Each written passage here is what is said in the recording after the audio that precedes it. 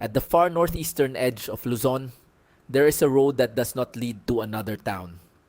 It just ends. Then sand, sea, and nothing else. That is where we are going.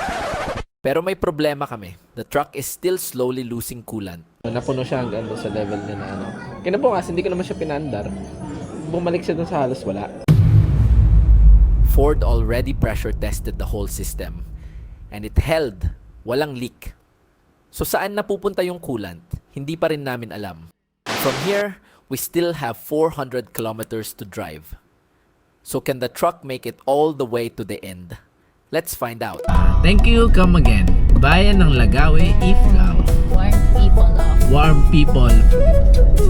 Salamat sa warm people of Ifugao. Uy, Diyos, sinasabing di mo. Diba? Oo, nasa baba na talaga tayo. Kasi yung bundok nakikita na natin sa itaas natin. Baba pa lang ng bundok, ramdam agad yung pagbabago. 30 degrees na, the air feels heavier. And suddenly, kailangan na ulit ng aircon. Nasa lowland na tayo uli. It's 30 degrees Celsius. Mainit na uli. So, hello aircon. It's been a long time. This is Isabela. Long straight roads, wide open views, and finally, flat roads na ulit. After days in the mountains, nakaka-relax din pala yung ganitong drive. We're back na talaga sa baba. Now, Pan-Philippine Highway in 1.1 kilometers. Ito, problema pa rin. Nagbawas ng coolant after 2 hours of driving. Kung dadali namin ngayon sa Ford.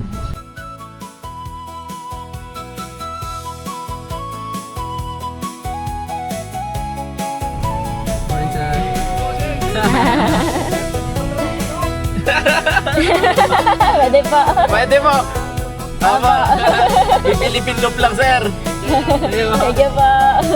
400 kilometers pa yung nasa harap namin. Pero before going any farther, gusto ko munang makasigurado sa truck. So dumiretso muna ako sa Ford. Ka nagsasapatos. Dito na tayo sa Ford. Magsapatos muna ako. Nakatsinelas na hindi ako pansinin. Hindi lang, syempre dapat malinis tayo. But shit. Sabi siguro na. Ba't gagawa na? Chinelas ka gagi na ulog. Dito na tayo sa Ford. Ford Isabela. Ay, good afternoon. Sa service po sana, may papacheck po sana ako sa sasakyan. Okay ba? Thank you. Kasi galing kami ng Mountain Province, nag-iikot kami. Tapos nagbawas yung So, ipa-inspect mo muna sa oras ko. kung baka bukas na kung ano. Kasi tingnan na lang natin.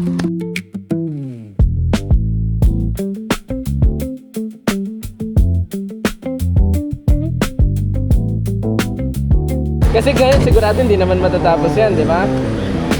Oo, may naka-schedule. Kung bukas yan, na kahit maaga akong pupunta dito, maghanap na lang akong tutulugan ko ng malapit. Kasi hindi talaga makakapag-schedule yung ganito dito kasi hindi ako taga dito. Iikot pa kami, oh. Ilocos. Oo, Ilocos. Actually, 1 taon namin yung titiran. 1 buwan na kami dyan natira. Fully booked sila that day, but they still managed to give us a slot the next morning. So for one night, kailangan muna naming humanap ng place to stay. Ang dami. Until 2 weeks. Dito na kami nakapagpa-laundry sa Kawayan to, sir, ano? Kawayan. Isabela. Galing ng Atok, Atok Benguet, Ifugao, Sagada. Ngayon lang nakapagpa-laundry. May friend kami dito sa Isabela, and he invited us to stay at their place, Bonsai no Sato, an events park hidden just off the highway. And look at this place. From the road, hindi mo talaga iisipin na may ganitong space sa loob. Open, quiet, and completely different from what we expected.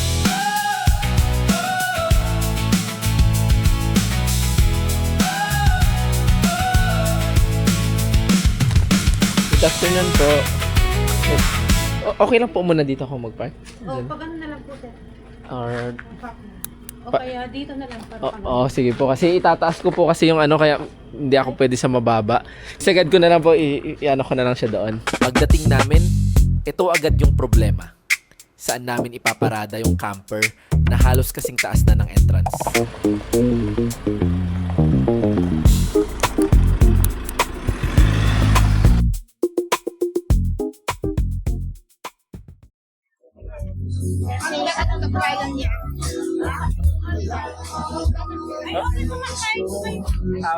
Thank you po.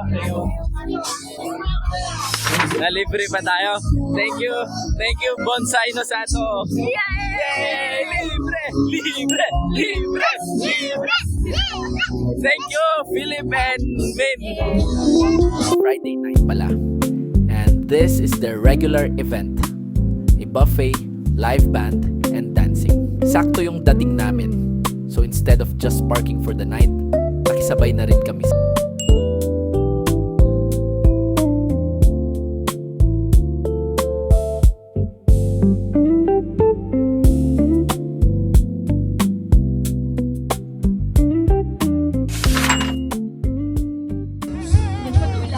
Ganda, kay work station niya. Galing ano. Pinagkasya po lahat. Ito ang reality sa buhay namin masikip. Tapos pinagamit pa nila kami ng proper bathroom. May pangligo naman kami sa camper. Pero after 1 week on the road, having a real bathroom and a proper shower felt like a luxury. Good night, everyone. Love you. Hindi maginaw. Nasanay ako na paglabas ng morning maginaw. Nasa baba na nga pala kami. Ano ko siya Mountain Province, hindi na maginaw. Check natin ang ulan. Kung bumaba ba. Sana hindi na bumaba.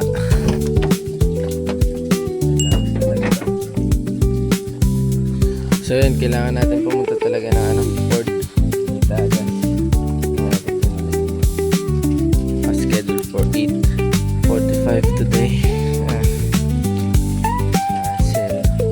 So before we left the next morning, I just had to say this on camera. Salamat, Bonsai no Sato. We're here in Ford.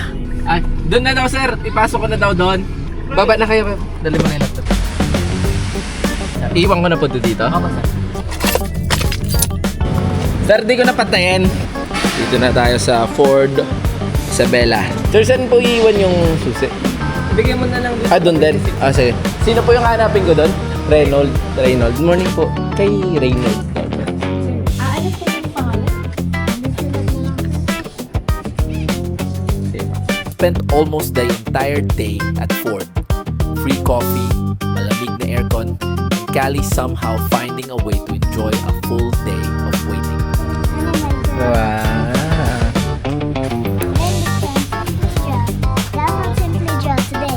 They brought the truck inside, opened the cooling system, and drained all of the old coolant. The main thing I wanted was the pressure test. Basically, it checks if the system can hold pressure, or if there is a leak hiding somewhere. Ito lahat ng na-drain sir, ano? May nakatapon na rin doon. Ah, tinahan. Mabuti naman walang leak, ano? Kung may leak, yun yung problema. Sir, possible po bawas yung kulat. Baka hindi po nasarado ng maiging sa Actually, yun yung napansin ko na isa. Nung binuksan ko yun, medyo maluwag. possible sir. Kung po yung Ipa-top up ko na rin sa sir ng ng max. Kasi kumbaga kung may tira, daling ko na lang para meron akong refund po sir, i-road test ko muna po. Sige. And it passed. Walang lumabas na leak during the test. Hindi pa rin ito fully explained, yung coolant loss. But at least we knew the system was holding pressure. Honestly, part of me wanted them to find something. Kasi kapag may nakita kang sira, may malinaw kang aayusin. Pero minsan, good news na rin yung walang lumabas. Makakatuloy na sa biyahe, yes! Anong pangalan niyo ulit, sir? Ramzan po sir. Ramzan. Thank you, Ramzan. Sige, sir, pagka ano sabihan mo, pagka may mahaba yung pila, hindi na siguro, ha? Thank you, ah. Wala naman tayo nakitang leak dun sa cooling system natin, sir. Then nagpalit na lang din tayo ng coolant, then nagconduct tayo ng coolant bleeding tsaka flashing. The total was 4,584 pesos. New coolant, full flush, and bleeding, road test, pati battery chinek. Kumpleto naman. So after that, tuloy na ulit kami. Sir, pa-Ilocos kayo? Abo. Sir, just in case lang kung kailangan ko ng assistance. Aba. Ito yung number ko, pwede kita ngayon. Maraming salamat po, sir. Thank you po, thank you. Ingat kayo sa biyahe, sir. Thank you po, salamat. Let's go, sir, go. Let's go. Laundry. Thank you po, thank you. Sir, pwede pa yung po ng stick. Okay, nga po pala. Okay, thank you, Ford Santiago. Salamat sa sa amin pag-accommodate. Sir, I'm back. Dito na lang ba, sir? Patong na. Ganda ba kayo, sir, na na karinderya o masarap na pansit batil kung saan man? Dito lang, kahit dito lang sa highway. Dito kayo sa pinsan ko na yan, sir. Ewan ko kung bukas pa hanggang ngayon, kung hindi pa ubos. May, dito, nasa kaliwan nyo rin. Anong ulam? Uy, dinuguan. Gusto mo ba yung dinuguan? Ito masarap dito.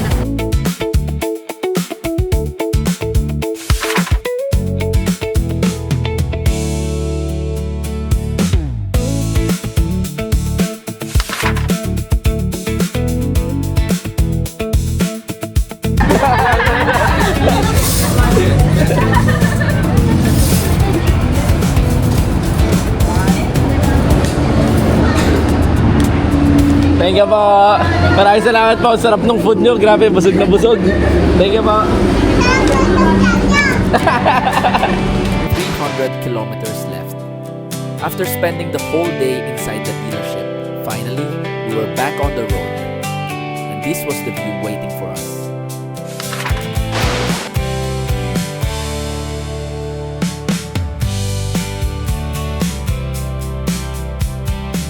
The next morning, we crossed into Cagayan. And waiting for us was Bloom, one of Leona's friends, who gave us her whole day to show us around. May kasama tayo. Sino kasama natin, Meron Kali? pala tayong lagay ng ice. Shout out! Shout out. Shout out kay Tita Blue. Siya ang tour guide natin for today. Shout out kay Tita Bloom Louis. Oo. Louis Bloom. Hello, Wonder Tribe.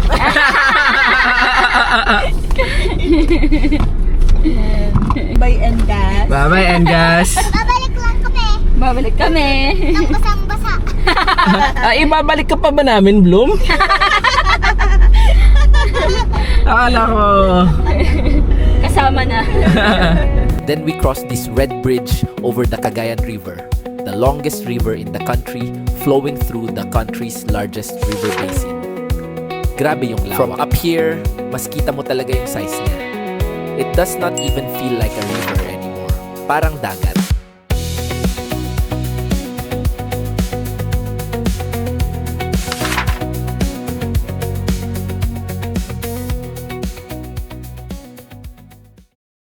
My preferred banana Q-han. Lumpia and turon, please. Hindi dalawang turon. Manuami natin. 19 na lang. Turon na yung naka-stick? Yes. Para madaling Blop. Yan, tingnan mo. Tapos ito yung mga bilihan na walang pangalan. Di ba? Mas alam lang ng taga dito. Basta walang pangalan, solid eh. Then Bloom brought us down to the riverbank.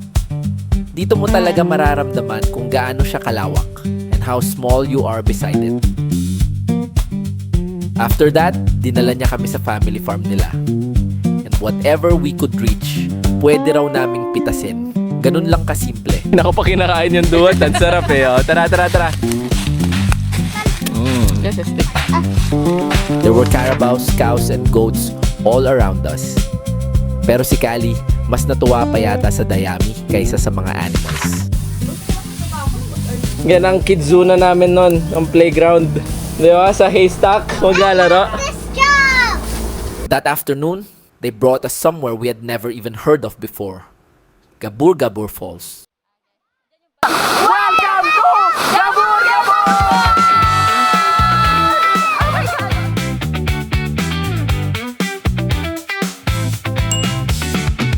The water was clear, green, and sobrang lamig. Kita mo pa rin yung ilalim. But for the people who live here, normal afternoon lang pala ito.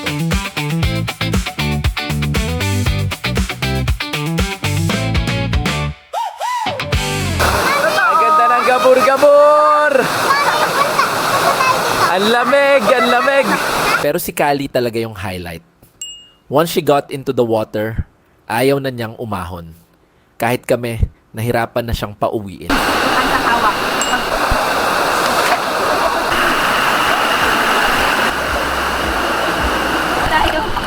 Tawid tayo na ligtas! Pati ang pansit na ligtas. Oh, wait lang, wala pa pala ako sa ano. Ligtas talaga. Ang ganda! Wow! Mini kaparkan talaga. Oo. Hindi mo na kailangan pumunta ng malayo. Oo. Dudumi din yan. Halika na. Wala akong magagawa dyan. Halika na. Sa camper. Halika na. Up. Solve, sarap.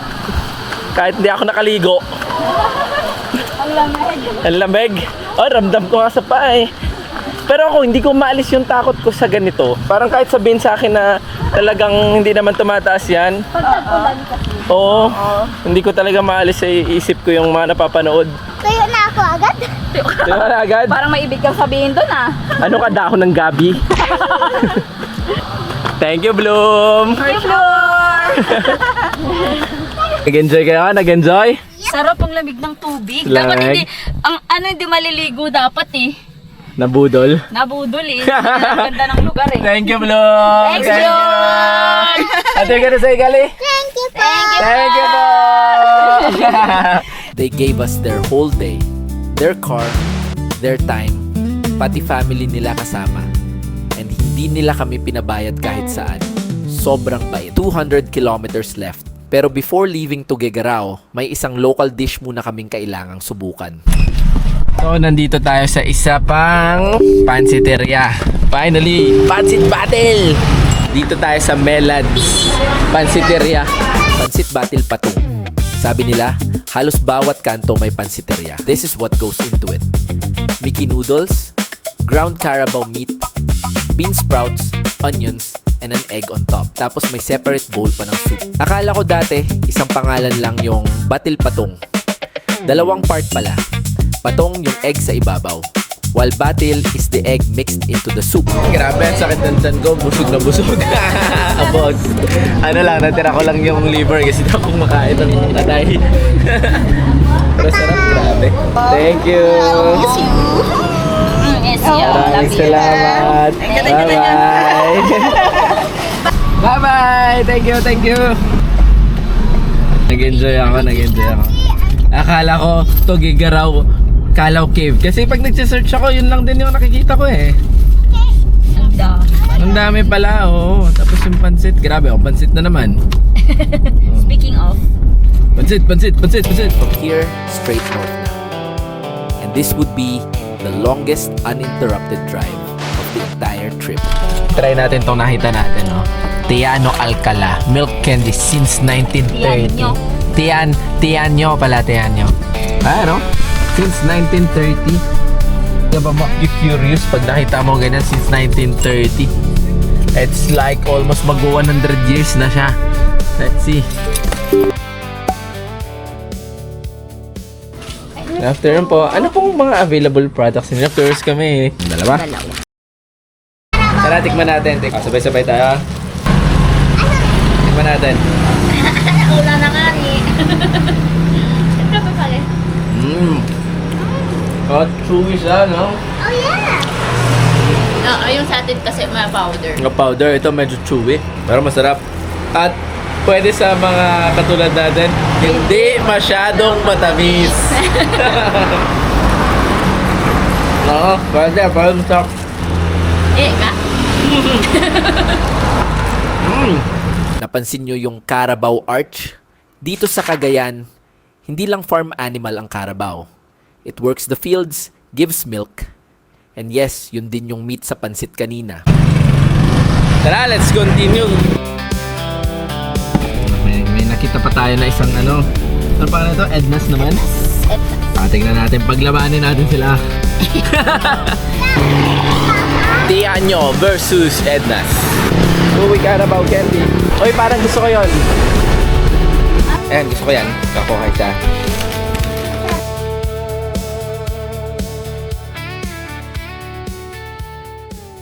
Tikman natin yung Carabao milk. Sweeter. Sweeter, oo. Parang nutty something. Yeah, it's like almond flavored. Oo. Sweet nga na. Mas sweet siya, mas sweet. Gusto kong itanong kung meron siyang sweetener or anything. Matamis. Isa pa. Isa pa po sir, masarap eh. Ito ba sir ay sweetened or pure kung ano yung nanggaling sa... May sugar ng konti. Okay. Pero hindi siya totally na may... Basta konti lang ng sugar.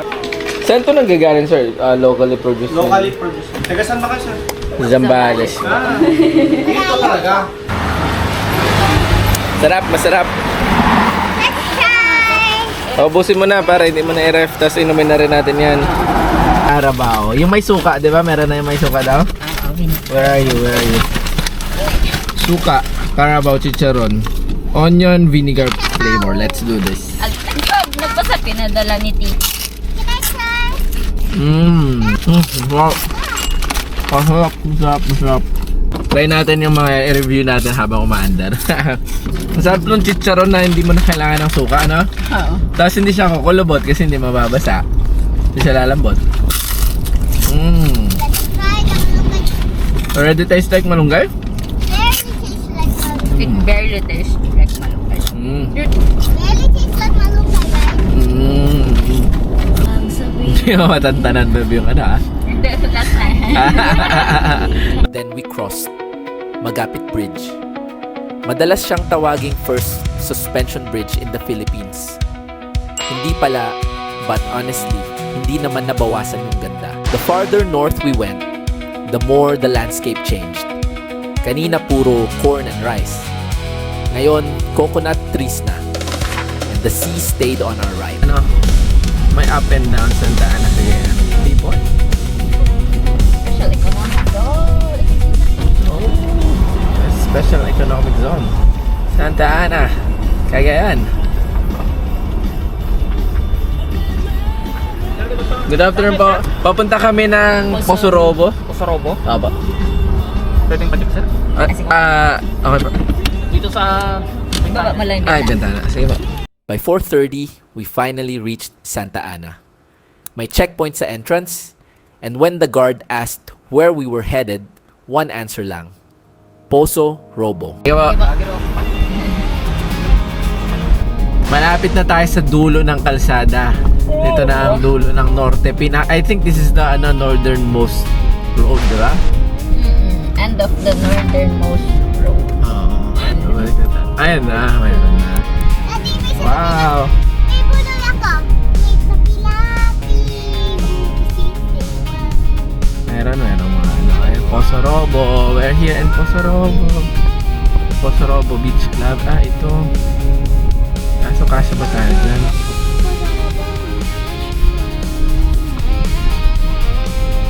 Poso Robo Beach Club.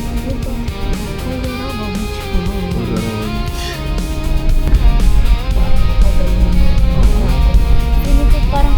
Nabagyo. Ayun ang Poso Robo. Last na to. Ito na yung dulo ng kalsada. Dulo na ng kalsada. Dulo na ng kalsada. Poso Robo. Norris Band no entry. Ano gagawin natin ngayon? Walang tao. Walang kahit ano. Saan tayo? Ah, feeling ko part 2 nung Poso Robo Beach Club, Oo. babe. Kaso, saan papasok? Wala. Walang pagpapasukan eh. Picture na lang tayo. Picture na tayo dito. Poso Robo. Poso Robo. Dito na nagtatapos yung paved road. After this, wala nang highway. Buhangin na.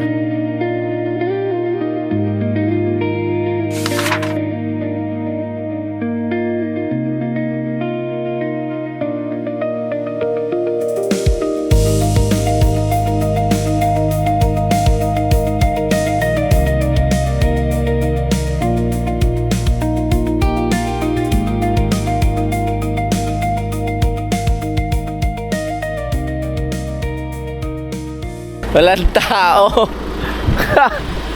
Grabe. Dulo na ng kalsada ng Pilipinas. Itong dulo ng kalsada ng Pilipinas. Yang road na yan ay papunta dito sa dagat. Last na yan. And walang tao. Walang tao. It feels weird pero ang ganda sana dito. Pero parang abandoned, no? Parang siyang na-abandoned. Punta tayo sa Angib. Kaya pala hindi natin binanggit to ni Blue. Oo, nakakalungkot sa Pusurugo. Ang ganda sana kasi parang may cove ba yun? Parang May mga hot spa. Tapos maganda yung dagat talaga, maganda yung beach. white sand na. White sand. Kaso, parang walang tao. Para na siyang abandonado. Feeling ko meron pa rin pero Hanggang dito lang. hanggang dito lang. Hindi din naman tayo makakapasok. Ay, ako din naman doon. Sana ay mag-ano yan. Magbuhay dyan kasi maganda siya eh. Natin yung Angib Beach. Nadaanan na natin yung dulong kalsada ng norte. So ang goal, madaanan din natin yung southernmost part ng Philippine Road. Saan kaya yun? Tawi-Tawi? Hulo? Sulu? Saan? Ayon sa kanta ng Itbulaga ay Mula Apari. Hindi, mula Batanes. hanggang ulo. Good afternoon po. Bale dito kayo mag-stay, sir? Oo, pero tignan muna namin kung okay po, oo. Silipin muna natin yung dagat bago magdilim. Pero nakapark na tayo, nakapesto na tayo na maayos. Tignan muna natin yung beach. Tapos kung saan tayo maliligo, saan tayo maghugas. Thank you, sir. Oh, ang ganda nga dito. Dito. Maganda dito. Wow, the beach. And right beside the end of that road, ito naman yung Bumungad. This is Angib Beach. Walang regular accommodation dito. Tents lang for rent, with different rates for day trips and overnight stays. Let's go. Kasi actually, check pa natin kung may signal ng Starlink. Pag wala, alis tayo. Yeah, let's go. For the 3 of us, 1,400 pesos for the 2 days. May CR, may shower, and halos walang tao.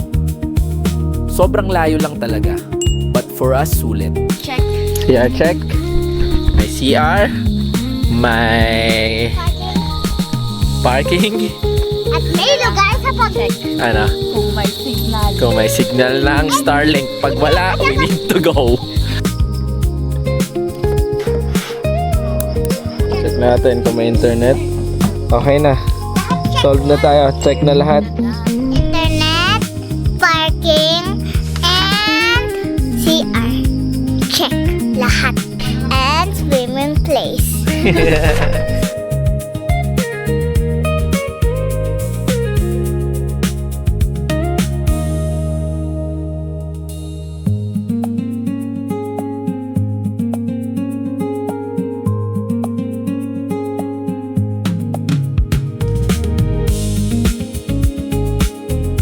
Freshie! Freshie! Ako naman maliligo. Ready to eat and sleep. Ikaw ang kahulog.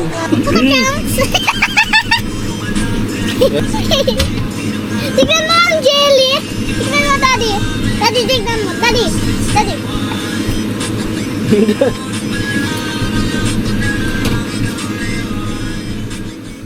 This was our morning. Pagbukas mo ng camper, the beach was already there. Quiet, empty, and right in front of us. Good morning. Naliligo kayo? Yep. Si Mami, naliligo? Yes. Eh ako. Enjoy. You're going. We're going to the beach. Si Kali, halos buong araw nasa tubig. Kami ni Leona, nanonood lang. Parang ito yung pahinga na matagal na naming hinihintay. We're here in Santa Ana, Cagayan!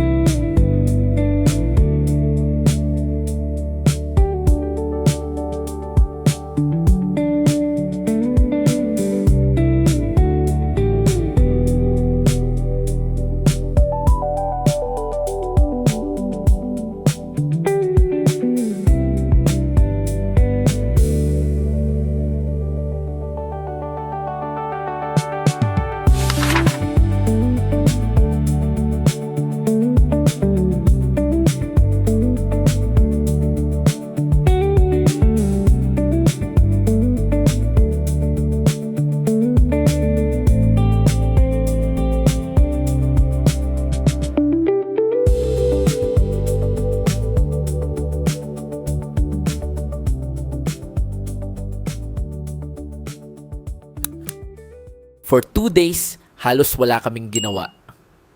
And that was exactly what we needed. Tambay lang. Tingin sa dagat, hintay ng sunset.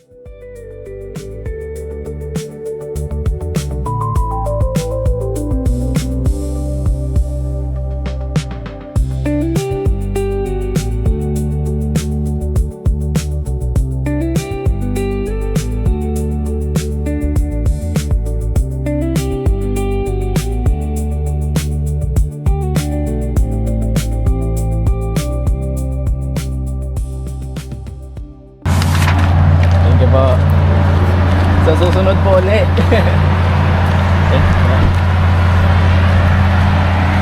Ligpit na. Uwi na. Uwi na sa next destination. Uwi ba ang tawag doon? Lipat. Lipat pala. Lipat bahay. Pa. 6 a.m. pa lang kanina ang init na.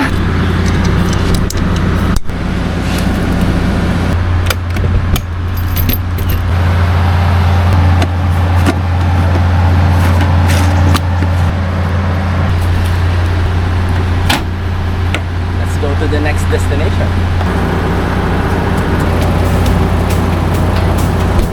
Let's go, Skadosko. Before we finally left, may isa pa kaming dinaanan. And honestly, hindi ko ina-expect na makakita nito this far north. We passed this huge stretch of bakawan beside the road. Hindi lang ilang puno, the forest just kept going. And those tangled roots are not just part of the scenery.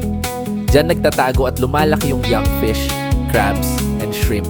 Kaya parang nursery din ng dagat ang mangrove forest. So balik tayo sa tanong. We drove 400 kilometers. With a coolant problem, we still could not explain. Just to reach the end of this road. Sulit ba? Sulit!